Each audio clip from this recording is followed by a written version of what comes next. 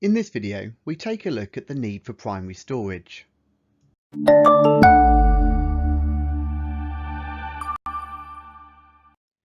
Storage devices fall into three broad categories. Primary storage, we consider these to be RAM, ROM, registers and cache memory. Secondary storage, this is any device which typically is able to hold the operating system, programs and data which are not currently in use. When we talk about secondary storage devices, we most commonly think about devices such as hard drives, but the category is much broader than this. And tertiary storage, any device used for the backing up and archiving of large amounts of data. Tertiary devices are not covered in the GCSE specification, so we can ignore those. We've just included them for completeness. So why do we actually need primary storage? Well, to answer this question properly, it is important to do a quick comparison of the main differences between primary and secondary storage devices. All types of primary storage, with the exception of ROM, are volatile, meaning that when we turn the power off to a computer, they lose any data being held. Primary storage devices also have a relatively small storage capacity when compared to secondary devices. Today, RAM is typically measured in gigabytes, whereas the secondary hard disks are often measured in terabytes. All types of secondary storage are non-volatile, meaning that when we turn the power off, they're able to hold the data stored on them.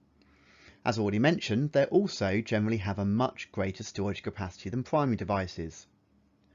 So given that RAM is volatile and has a relatively small capacity, whereas secondary storage is non-volatile and has a much larger capacity, you might ask, what is the point in primary storage at all? Well, it all comes down to access speeds. In other words, how quickly can we read from and write to a device? Access times for primary storage is much faster than secondary storage.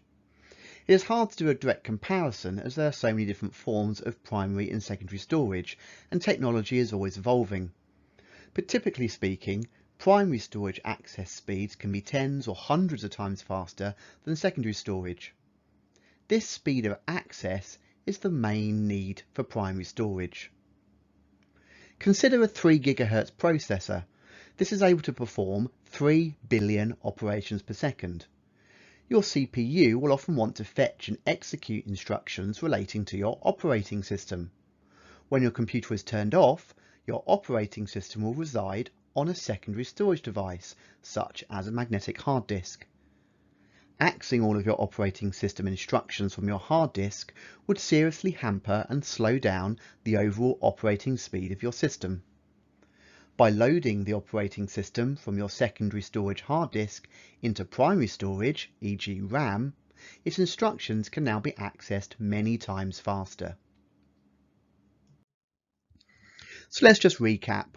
Primary storage consists of RAM, ROM, and to a lesser extent, registers and cache. It holds the data and instructions which the CPU needs access to while a computer is running. And the CPU can much more quickly access data from primary storage than from secondary storage.